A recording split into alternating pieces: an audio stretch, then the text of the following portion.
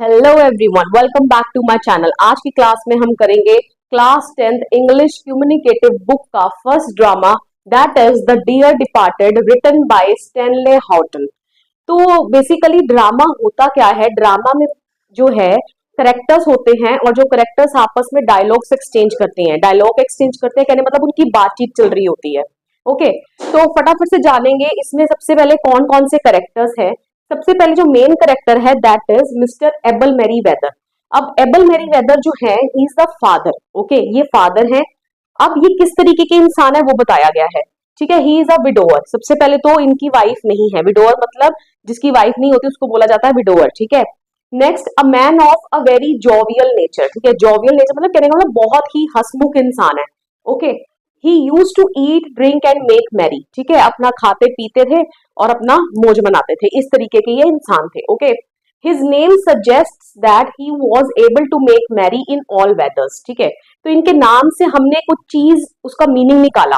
ठीक है, तो नाम इनका क्या है? Abel Merryweather. Merryweather मतलब मैरी का मतलब होता है खुश रहना, वेदर होता है मौसम। तो इनके नाम से हमें ये पता चलता है कि ये कुछ इस तरीके के इंसान है जो हर एक मौसम में क्या रहते हैं? खुश रहना जानते हैं। यानी मतलब हर एक हाल में खुश रहना जानते हैं। Okay, often visits Ringo Bells a pub that John Shorrocks widow keeps. ठीक है, ये अक्सर कहाँ जाया करते हैं? रिंगो बेल्स में।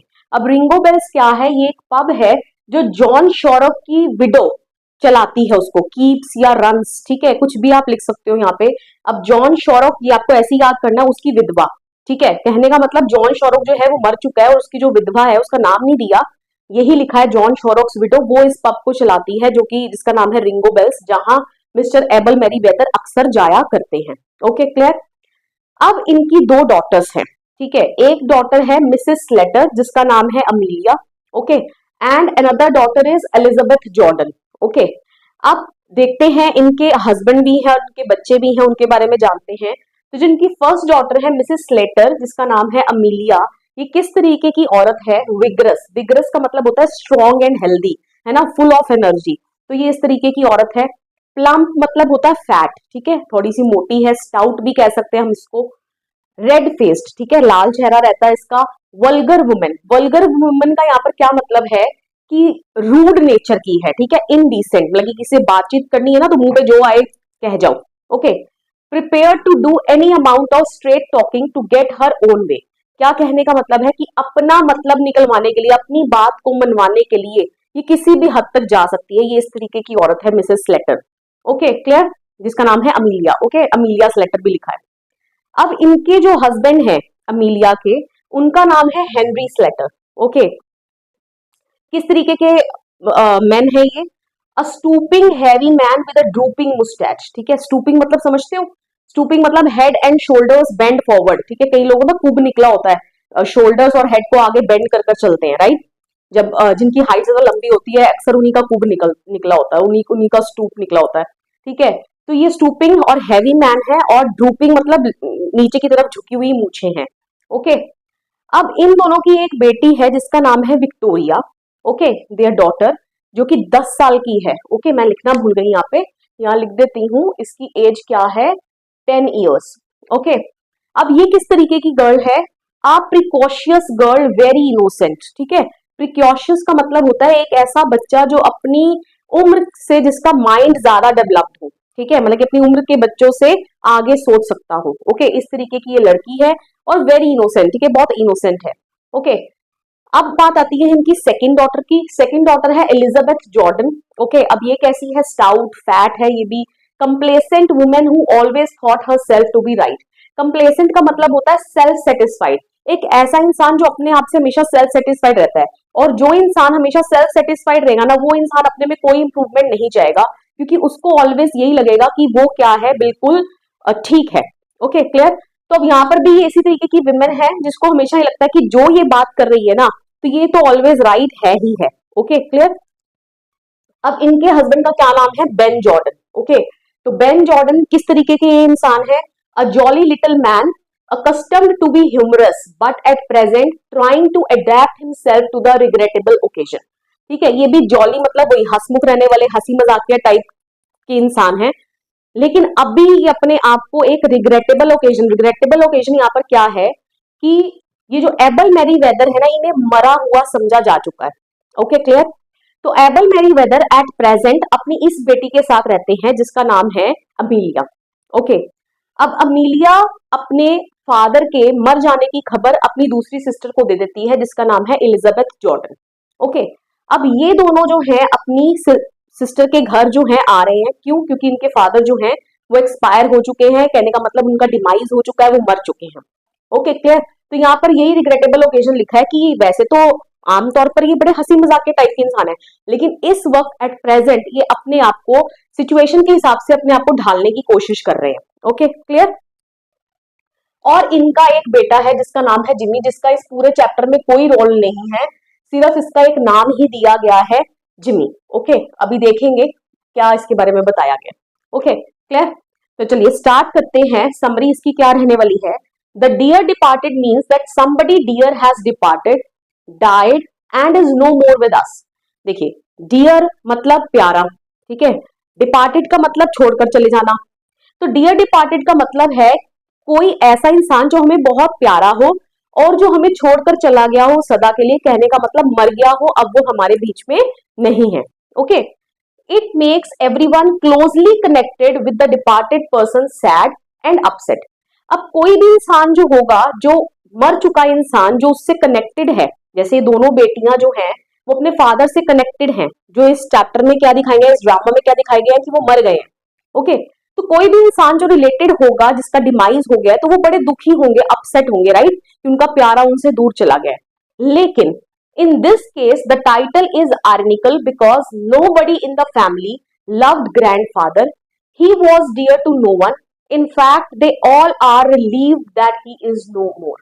अब ये जो टाइटल है ना इस ड्रामा का, द डियर डिपार्टेड, ये अपने आप में ही एक आयरनिकल टाइटल है। आयरनिकल मतलब मैंने आपको बताया था लास्ट वीडियोस में भी, आयरनी का मतलब होता है जिस तरीके का सोचना, बिल्कुल उसका उल्टा मतलब निकलना।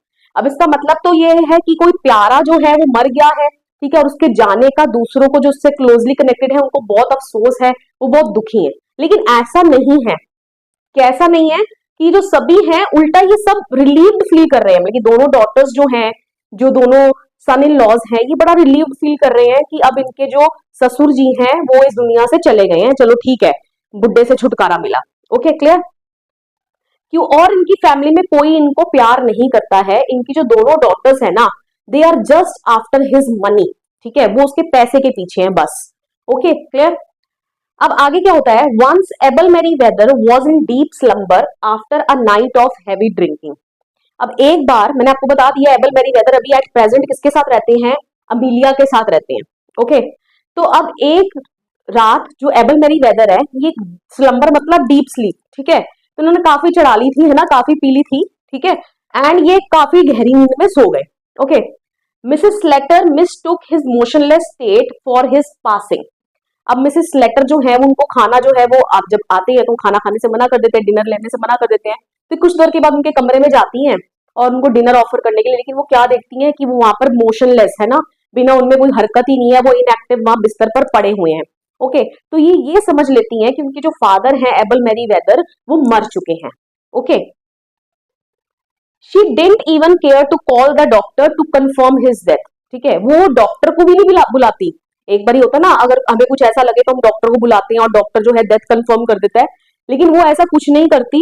वो समझ लेती है कि उसके फादर जो है वो मर चुके हैं, and informed her sister Elizabeth of their father's demise, ठीक है, और वो अपने पिता की डिमाइस के बारे में, मतलब डेथ के बारे में इंफॉर्मेशन दे देती है, किसको? अपनी सिस्टर को, एलिजाबेथ को। ओके, अब इस पूरे चैप्टर में ना, ड्रामा में एबल मैरीवेदर को ग्रैंड फादर करके एड्रेस किया गया है, किसके पॉइंट ऑफ व्यू से? विक्टोरिया के पॉइंट ऑफ व्यू से। ओके, तो अगर ग्रैंड फादर मैंने बोला तो समझ लेना स्लेटर और एलिजाबेथ जॉर्डन के ये क्या हैं? पिताजी हैं। Okay, clear. अब यहाँ पर क्या होता है? Both the sisters were bothered about how they looked during the funeral and got busy in arranging morning dress, black outfit. देखो, मॉर्निंग की यहाँ स्पेलिंग है MOURNING। मॉर्निंग ड्रेस यहाँ पर ये बताया गया है कि एक ऐसी ड्रेस जो ये जब कोई मर जाता है ना तो उस ओकेजन पर पहनते हैं, जिसका कलर बेसिकली ब्लैक होता है। ओके, अब जब दूसरी सिस्टर को भी पता चलता है कि उसके फादर जो है वो मर चुके हैं, वो आने में काफी समय ले लेती है। क्यों? वो सैड नहीं है कि उसके फादर मर गए हैं, लेकिन वो अपने लिए मॉर्निंग जो आउटफिट है जो उन्होंने डालना है फ्यूनरल पर, ठीक है, उनके दाह संस्कार पर जो उन्होंने फ्यूनरल पर डालना है आउटफिट, वो उसकी अरेंजमेंट में लग जाते हैं। ओके क्लियर, दोनों ही sisters. Okay, as got busy in arranging morning dress black outfit for themselves as they wanted to outshine each other, क्योंकि दोनों ही एक दूसरे को क्या करना चाहते हैं, आउटशाइन। आउटशाइन का मतलब दोनों ही एक दूसरे को नीचा दिखाना चाहते हैं कि मेरी ड्रेस तुमसे बड़ी है और वो मेरी ड्रेस तुमसे बड़ी है, ठीक है। तो इस तरीके का इनका माइंडसेट दिखाया गया है कि बिल्कुल भी दुखी नहीं है अपने फादर की डेथ से, उल्टा अपने लिए किस तरीके के कपड़े में कैसे इन्होंने एक दूसरे से अच्छा नजर आना है ये उसके बारे में सोच रहे हैं। Okay, but no one mourns the death of Mr Abel Merryweather, लेकिन कोई भी एक्चुअल में मॉर्न नहीं करता, मॉर्न मतलब शोक नहीं मनाता किसकी डेथ का, एबल मेरीवेदर, कहने का मतलब उनकी फादर की डेथ का। Okay, before her sister's arrival Mrs Slater moved her father's bureau and clock into her own room in an attempt to claim them as her own. अब Mrs Slater जो है ना यहाँ पर काफी क्लेवर है। अब मिसेस स्लेटर क्या करेंगे, अपनी बेटी को बोलेंगी विक्टोरिया को कि फ्रंट डोर जो है वो लॉक कर दो, ठीक है, और तब तक दरवाजा मत खोलना जब तक मैं तुम्हें नहीं बोलती। और जब उसके हस्बैंड आते हैं जिनका नाम है हेनरी स्लेटर, तो वो अपने हस्बैंड को क्या बोलती है कि चलो फादर के कमरे में से जो ब्यूरो है ना, ब्यूरो बेसिकली एक डेस्क बताया गया जिसके ड्रॉर्स होते हैं, ठीक है, तो इस डेस्क को हम उठाकर नीचे ले आते हैं, क्योंकि मुझे हमेशा से ही बहुत पसंद है, क्योंकि अब वो दूसरी सिस्टर आएगी तो ये उनकी जो चीजों का बंटवारा करना शुरू कर देंगे, तो वो मुझे इस डेस्क को नहीं लेने देगी, इस ब्यूरो को नहीं लेने देगी। तो मिसेस लेटर अपनी दूसरी सिस्टर के आने से पहले पहले कई सारी चीजें जो है ना हड़पने की कोशिश करती है। ओके, सबसे पहले तो अपने वो फादर के कमरे से जो ब्यूरो है उसको उठाकर ले आती है और बदले में वहां पर चेस्ट ऑफ ड्रॉर्स रखाती है। चेस्ट ऑफ ड्रॉर्स मतलब जो उसके यहाँ नीचे जो अलमारी टाइप रखी हुई है, और वो वहां अपने फादर के कमरे में रखाती है और वहां से ब्यूरो उठाकर नीचे ले आती है। ओके, और इतना ही नहीं, फादर के कमरे में एक घड़ी लगी है, ठीक है, जो कि उसको बहुत अच्छी लगती है, वो भी उठाकर वहां से नीचे ले आती है। Okay, she even passed on her dead father slippers to her husband even though they were small for him. और इतना ही नहीं, उसके जो डेड फादर के स्लीपर्स है ना, चप्पलें हैं, वो अपने हस्बैंड को बोलती है हेनरी को कि ये तुम डाल लो। अब हेनरी को वो चप्पलें जो हैं वो साइज छोटा है, लेकिन स्टिल वो कहती है नहीं, मैं इनको वेस्ट नहीं जाने देना चाहती, और ये वेस्ट नहीं होने चाहिए, अभी न्यू स्लीपर्स ही खरीदे थे, तो तुम इनको डाल लो, ये थोड़े थोड़े टाइम में क्या हो जाएंगे, स्ट्रेच हो जाएंगे, ठीक है, स्ट्रेच हो जाएंगे कहने का मतलब खुल जाएंगे, तुम्हें फिट आ जाएंगे। Okay clear. When Jordans arrived, they talked of everything from morning outfit to what all their father had left behind, but nobody cared to go upstairs and see Mr. Abel Merryweather. अब होता क्या है, जब उसकी sister आ जाती है Jordan, Elizabeth Jordan, और उसके हस्बैंड आ जाते हैं, तो वो सब चीजों पर चर्चा कर लेते हैं, ठीक है, चाय पीने बैठ जाएंगे और वो सब चीजों पर चर्चा कर लेते हैं, उनके जो मॉर्निंग आउटफिट है, ठीक है। अब जो मॉर्निंग आउटफिट है वो देखती है कि उसकी सिस्टर जो है वो ऑलरेडी मॉर्निंग ड्रेस में आई है। जब वो पूछते हैं आप लेट क्यों हो गए, तो बोलती है मैं तो बिना मॉर्निंग ड्रेस के नहीं आ सकती थी, हम अपने लिए मॉर्निंग ड्रेस अरेंज कर रहे थे, ओके, इसलिए वी गॉट लेट। ओके, तो मॉर्निंग आउटफिट से लेकर उनके फादर ने क्या क्या चीजें उनके लिए छोड़ गए हैं, वो सब चीजों के ऊपर चर्चा कर लेती हैं। लेकिन कोई भी इस चीज की परवाह नहीं करता कि एक बार ऊपर जाकर उनको कमरे में देख आते हैं वो डेड हैं क्या है, इस चीज की किसी को परवाह नहीं है। कहने का मतलब वो शोक नहीं मना रहे हैं, that was just a formality. Okay clear, वो एक्चुअल में खुश हैं कि उनके फादर जो हैं वो चले गए हैं। Okay clear. They all sat down to have tea first, ठीक है, तो मिसेस जॉर्डन कहती है कि पहले चाय वगैरह पी लेते हैं, उसके बाद हम लिस्ट बना लेंगे कि वो क्या क्या छोड़ गए हैं, उसके बाद हम बंटवारा जो है वो आपस में कर लेंगे। Okay, they started discussing about the obituary announcement in the papers and the insurance premium payment. Okay, अब जो है वो किसके बारे में डिस्कशन करनी शुरू कर देते हैं, ऑबिचुरी अनाउंसमेंट, मतलब कि न्यूज़पेपर में वो क्या देंगे, क्या लिखवाएंगे अपने फादर के लिए, उनकी जो डेथ अनाउंस करेंगे, ठीक है, तो वो उसमें क्या क्या लिखवाएंगे। तो यहाँ पर मैंने यहाँ समरी में नहीं लिखा है, लेकिन आपकी बुक में लिखा है कि मिसेस जॉर्डन जो है वो चाहती थी एक बड़ा सा पोएटिक पीस जो है ना वो लिखवाया जाए, लेकिन मिसेस लेटर का क्या कहना है कि नहीं नहीं, पोएटिक पीस मतलब जितना ज्यादा स्टफ आप न्यूज़पेपर में प्रिंट कराओगे, कहने का मतलब उसके में उतने ज्यादा पैसे लगेंगे, तो इतना बड़ा स्टफ हमने प्रिंट नहीं करवाना है। ओके, तो यहाँ पर भी वो ज्यादा पैसे स्पेंड करने के लिए राजी नहीं है। ओके, और वो इंश्योरेंस प्रीमियम की बात करते हैं कि क्या उन्होंने अपना इंश्योरेंस प्रीमियम जो है वो पे कर दिया। ओके, और यहाँ पर जो मिसेस स्लेटर हैं वो ये भी बोलती हैं जॉर्डन को कि जो लिस्ट बनाएंगे इनके पास इतना कुछ खास तो है नहीं, सिर्फ कुछ फर्नीचर वगैरह ही है। तो यहाँ पर मिसेस एलिजाबेथ जो हैं वो मिसेस स्लेटर को बोलती हैं कि except for a gold watch, मुझे याद है कि मेरे फादर के पास क्या थी, एक गोल्ड वॉच थी जो उन्होंने प्रॉमिस करी थी कि वो मेरे बेटे को देंगे। ठीक है, मेरा बेटा कौन? जिमी। ओके, तो आगे से मिसेस स्लेटर बोलती है कि मैंने तो ऐसा कभी कुछ नहीं सुना। ओके, अब यहाँ पर फिर ये बोलते हैं चलो छोड़ो इस चीज को, छोड़ो, इंश्योरेंस प्रीमियम वो आज सुबह पे कर रहे हैं अपनी। ओके, तो all were glad at the prospect that grandfather had paid the premium that morning before he died, but when Victoria disclosed that grandfather had not gone to pay the premium, everyone started cursing him and Ben even called him the drunkard old beggar. अब देखिए यहाँ क्या होता है कि पहले तो ये सब लोग खुश हो जाते हैं, उनको लगता है कि चलो जो ये जो बूढ़े इंसान है चलो मर गए और मरने से पहले एक अच्छा काम कर गए, अपना इंश्योरेंस प्रीमियम जो है वो पे करके चले गए। लेकिन बीच में विक्टोरिया जो है वो बताती है कि नहीं, आज ग्रैंडफादर जो है उन्होंने इंश्योरेंस प्रीमियम नहीं पे करा अपना। ओके, तो यही लिखा है। तो ये सब क्या करते हैं, ये सब उदास हो जाते हैं और उनको कर्ज करने लगते हैं एबल मैरीवेदर को, है ना, कि ये कैसा काम कर गए, इंश्योरेंस प्रीमियम भी नहीं पे करके जा सकते थे। ओके, और इवन बेन जो है, बेन कौन? एलिजाबेथ जॉर्डन का पति। ओके, वो क्या कहने लगता है इनको? Old drunkard beggar. ठीक है, कहने का मतलब उनके अलग अलग नाम से उनको पुकारने लगते हैं, उनकी काफी इंसल्ट हो रही है। ओके, तो कहने का मतलब इनसे उनका यही माइंडसेट पता चलता है कि वो सिर्फ और सिर्फ उनके द्वारा जो रह गई है संपत्ति, पोजेशन, पैसा, वो सिर्फ उसके पीछे है, उनको उनके फादर की कोई परवाह नहीं है, उनके जाने का कोई शौक नहीं है। शौक मतलब कोई भी अफसोस नहीं है। Okay, Victoria was asked to fetch the bunch of keys to the bureau to look for the insurance receipt.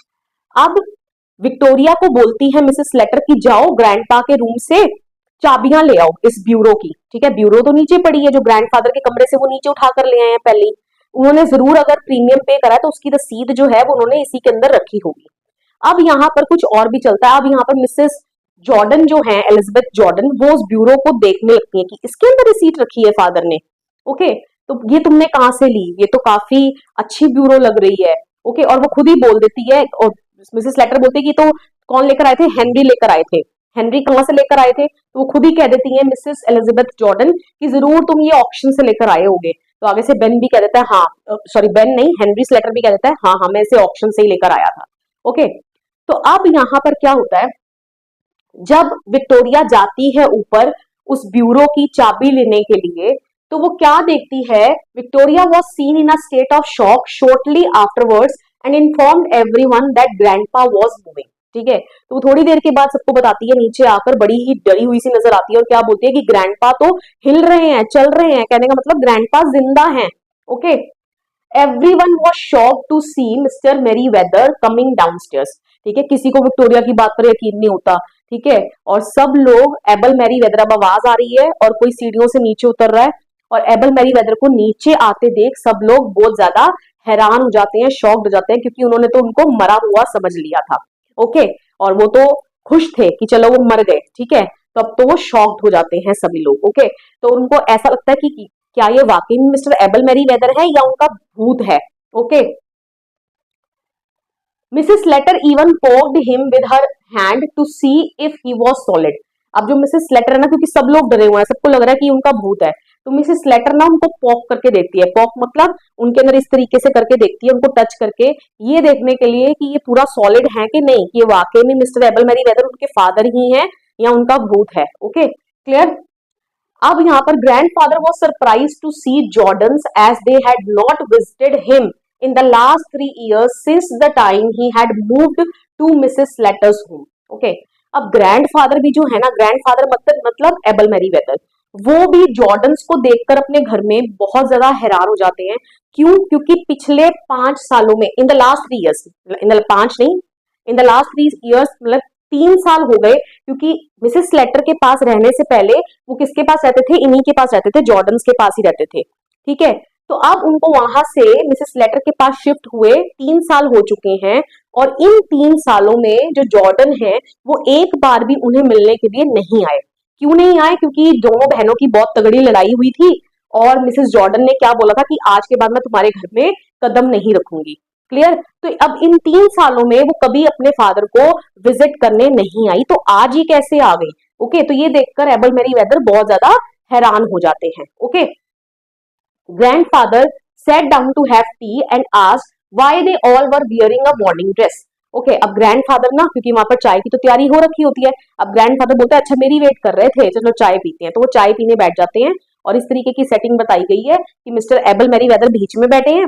Okay, दोनों बेटियां जो हैं उनके पास में बैठी हैं, जस्ट नेक्स्ट टू हिम, ठीक है, उनके आसपास बैठी हैं। और विक्टोरिया बहुत खुश नजर आ रही है अपने ग्रैंडफादर को खुश देख के, ठीक है, और वो बोल भी देगी उनके मुंह पे, ठीक है, कि I am happy that you are not dead, ठीक है, तो उसकी बात को कवर कर लिया जाएगा। ओके, अब यहाँ पर वो बैठ जाते हैं चाय पीने के लिए और पूछते हैं कि तुम सब ये मॉर्निंग ड्रेस में क्यों हो, कि क्या कोई फैमिली में एक्सपायर हो गया है। ओके, तो यहाँ पर Mrs Jordan cooks up a story to calm him down. अब मिसेस जॉर्डन जो है ना, वो यहाँ पर एक स्टोरी बना देंगी, कुक अप कर देंगी, ठीक है। वो क्या बोलेंगी यहाँ पर, इतना तुम्हें पेपर में लिखने की जरूरत नहीं है, वो जबकि क्या लिखा है आपकी बुक में मैं बता देती हूँ।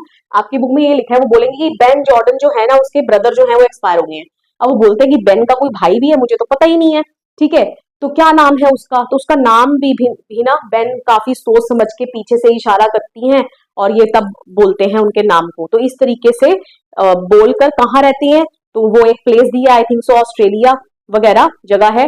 तो वो बोलता है क्या तुम वहां जाओगे, तो बेन तो इतना एब्सेंट माइंडेड होता है, बोलता है हाँ मैं वहां जाऊंगा। तो फिर ये आगे से बोलता है नहीं नहीं नहीं नहीं नहीं, हम वहां कैसे जाएंगे, हम नहीं जाएंगे वहां पे। Okay, clear. तो इस तरीके से वो कुकअप करती हैं स्टोरी, किसी और का नाम बता देती है कि हाँ ये मर गया है और इसलिए हम मॉर्निंग ड्रेस में हैं। ओके, क्योंकि अब उनको सीधा ये तो ना बोलेंगे कि हमने तो आपको ही मरा हुआ समझ लिया था।